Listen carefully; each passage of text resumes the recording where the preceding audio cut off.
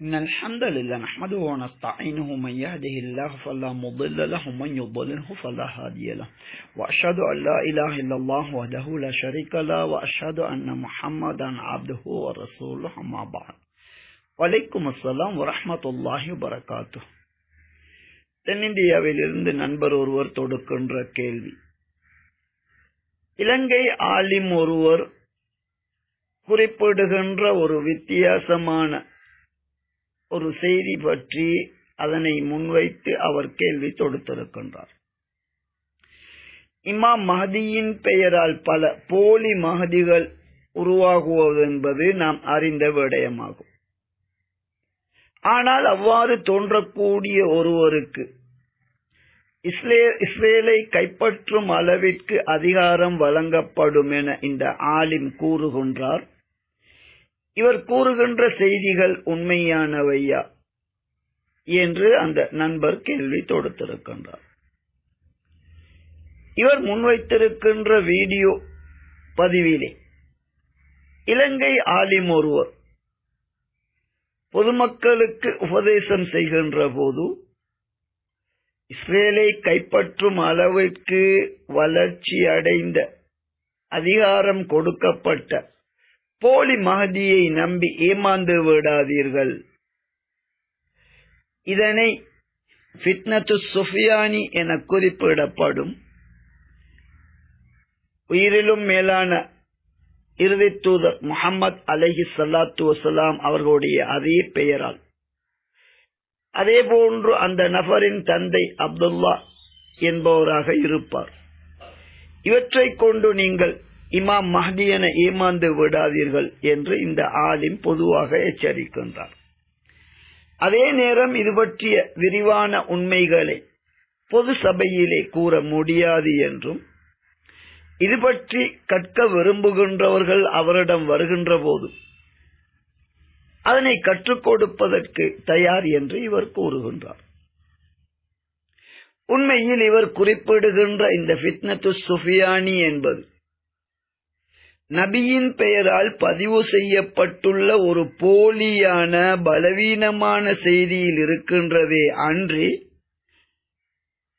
இப்படி ஃபித்னத்து சுஃபியானி என்ற ஒரு குழப்பம் ஏற்படும் என்று நபி அவர்கள் கூறியதாக எந்த ஒரு சஹீஹான ஹதீஸும் எமது அறிவுக்கு எட்டிய வரையில் கிடையாது.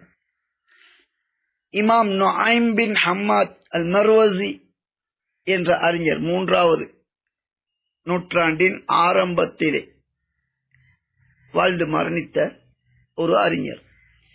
இவர் தனது அல் ஃபித்தன் என்ற நூலிலே இந்த செய்தியை 87வது இலக்கமிட்டு பதிவு செய்திருக்கின்றார். எனக்கு பிறகு தோன்றக்கூடிய 7 ஃபித்னாக்களை எச்சரிக்கின்றேன் என ஆரம்பிக்கின்ற இந்த செய்தி, அதில் ஒன்றாக இந்த ஃபித்னத்து சுஃபியானி என்பது குறிப்பிடப்படுகின்றது. இப்படி ஒரு ஃபித்னா தோன்றும் என நபி அவர்கள் கூறியது கூட உண்மை கிடையாது. அப்படி என்றால் அப்படியான ஒரு ஃபித்னாவிலே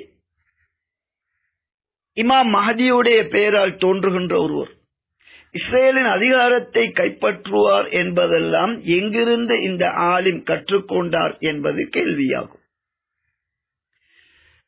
இன்றைய கால உலமாக்களின் மிகப்பெரிய கைசேதத்திற்குரிய அம்சங்களில் ஒன்று, இதுபோன்ற ஒரு சர்ச்சையை மக்களுக்கு கூறிவிட்டு அதனை தெளிவுபடுத்தாமல் தனிப்பட்ட முறையில் செல்லுகின்ற போது கற்பிப்பதாக கூறுவதெல்லாம் எந்த அளவு பொருத்தமான வழிகாட்டல் என்று நாம் சிந்திக்க கடமைப்பட்டிருக்கின்றோம்.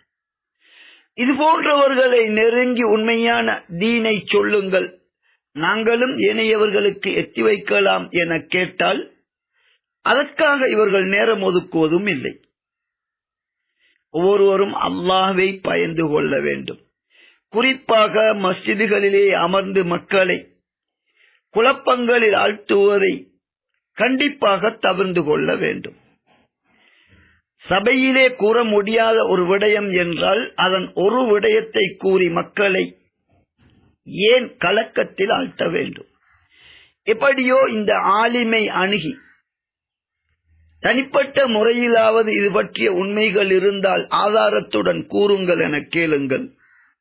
உங்களைப் போன்ற பொதுமக்களுக்கு கூற முடியாது என கூறினால், அதே நேரம் அந்த விடயத்தை ஆதாரத்துடன் தெளிவுபடுத்த தயார் என கூறினால், உலமாக்களாகிய நாம் அவர்களை சந்தித்து அந்த அறிவை பெற்று அதனை மக்களுக்கு கூற தயாராக இருக்கின்றோம். உண்மை என்னவென்றால், பெரும்பாலான இது போன்றவர்கள் மக்களுக்கு மத்தியில் வித்தியாசமானவற்றை கூறி ஒரு குழப்பம் ஏற்படுத்தப்படுகின்றதே ஒழிய, நபியின் காலத்து வஹீயின் ஆதாரத்தை கொண்ட உண்மையான முழுமையான தீன் மக்களுக்கு கூறப்படுவதில்லை. எனவே இந்த ஃபித்னத்து சுஃபியானி என கூறப்படுவது இதன் அடிப்படையே உண்மை கிடையாது. அப்படி இருக்கும்போது மஹதி என போலி ஒருவர் தோன்றி அவர் இஸ்ரேலை கைப்பற்றுகின்ற ஒரு நிலை தோன்றும் என எப்படி ஹதீஸிலே காணப்பட முடியும்? எனவே எமது ஆய்வுக்குட்பட்ட வரையில் இது ஒரு ஆதாரமற்ற, மக்களிடம் வெறும் குழப்பத்தை ஏற்படுத்துகின்ற ஒரு செய்தி. அதே நேரம் நாம் அறியாத இது ஒரு ஆதாரமுள்ள உண்மையாக இருந்தால், அந்த ஆலிம் உட்பட யாரெல்லாம் இப்படி ஒன்று ஏற்படும் என கூறுகின்றார்களோ அதற்குரிய ஆதாரங்களை முன்வைத்து தெளிவுபடுத்த முன்வர வேண்டும். அதற்கு அவர்கள் தயாரா என்பதே இங்குள்ள கேள்வியாகும். எனவே அவர்களும் முன்வந்து இதனை நிரூபிக்காத நிலையில் எம்மால் முடிந்தவரை நாம் ஆய்வு செய்வதில்லை. இவ்வாறு மஹதி எனும் பெயரிலே வந்த ஒருவர் இஸ்ரேலை கைப்பற்றி ஆட்சி செய்வார் என்பது குர்ஆன் சுன்னா மூலம் கூறப்பட்ட உண்மை கிடையாது, நபியின் பெயரால் சொல்லப்படுகின்ற ஒரு போலியான செய்தி மட்டுமே ஆகும்.